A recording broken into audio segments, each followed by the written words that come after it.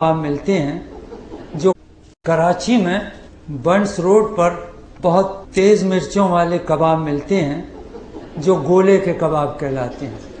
یہ گول ہوتے ہیں اور 1.5-2 گز دھاگا باندھ کر ان کی گولائی کو برقرار رکھا جاتا ہے۔ اس اقتباس میں دف مارنا کی ترکیب بار بار استعمال ہوئی ہے۔ اس کا مطلب ہے کسی چیز کی تیزی یا شدت کو کم یا دور کرنا۔ اب سنیے، فاروقی صاحب بنس روڈ کبابیے کی دکان پر مجھے لے جاتے اور گولے کے کباب کھلاتے۔ پیٹ بھرنے سے پہلے آنکھیں بھر آتی تھیں۔ پہلی دفعہ دکان پر لے گئے تو قدیم کلچر اور قیمے کی باریکیوں پر روشنی ڈالتے ہوئے کباب کھانے کے ادب و آداب اتنی تفصیل سے بتائے کہ ہم جیسے پینڈو کی سمجھ میں آ گیا کہ سلطنت ہاتھ سے کیسے نکلی۔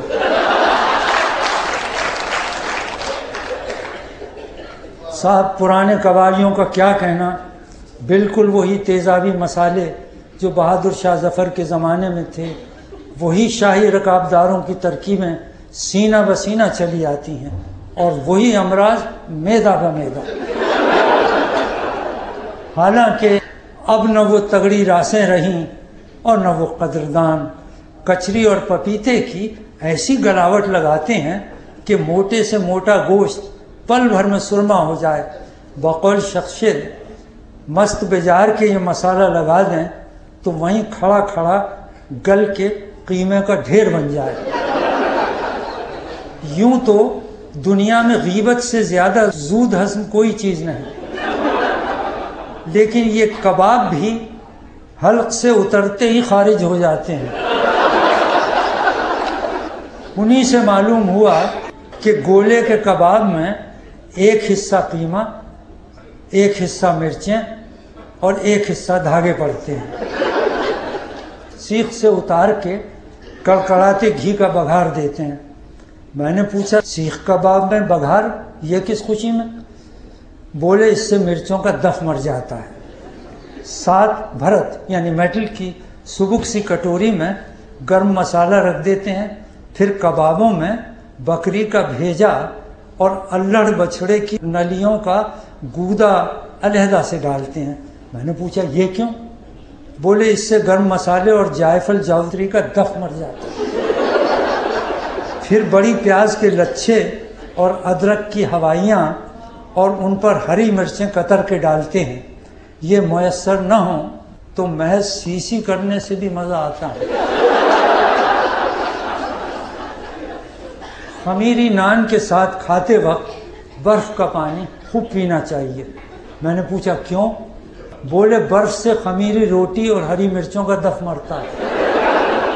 مسئلے ہے، بعض نفاست پسند تو کبابوں پر تتیہ مرچ کی چٹنی چھڑک کر کھاتے، پھر حسب حیثیت دہی بڑے یا قلفی فالودے کی ڈاٹ لگاتے ہیں۔ میں نے پوچھا، کیوں؟ بولے، اس سے چٹنی کا دف مرتا ہے۔ میں نے کہا، بندہ خدا، اگر یہ سارے چونچلے فقط کسی نہ کسی کا دف مارنے کے لیے ہیں تو چٹوروں کی سمجھ میں اتنی سی بات کیوں نہیں آتی کہ یکے بعد دیگرے دف مارنے کی بجائے شروع میں ان کم مرچیں ڈالیں، یا پھر زبان پر ربر کا دستانہ چڑھا کر کھائیں۔ ادیب سہارنپوری جو پیدائش و توطن ہی نہیں، طبیعت کے لحاظ سے بھی دلی اور پنجاب کی سرحد پر واقع ہوئے تھے، اس مرحلے پر شیر کا سفید پرچم لہرا کر جنگ بندی کرائی۔ ہمارا ہاتھ اپنے ہاتھ میں لے کر بولے، حضرت، دنیا میں ہر بات منطق کے مطابق ہونے لگے تو خدا کی قسم زندگی اجیرن ہو جائے۔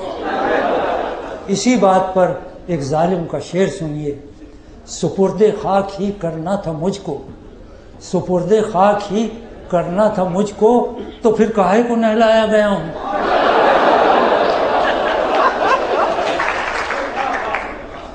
بعد ازاں اسی نقطۂ راز کو پروفیسر قاضی عبدالقدوس ایم.اے. نے اپنے بقراتی انداز میں یوں ذہن نشین کرایا کہ جوانی دیوانی کا دف بیوی سے مارا جاتا ہے۔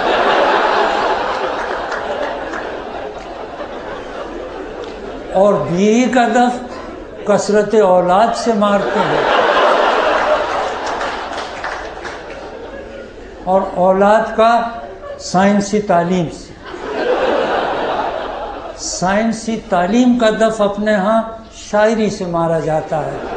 صاحب، دف کا مرنا کھیل نہیں ہے، مرتے مرتے مرتا ہے۔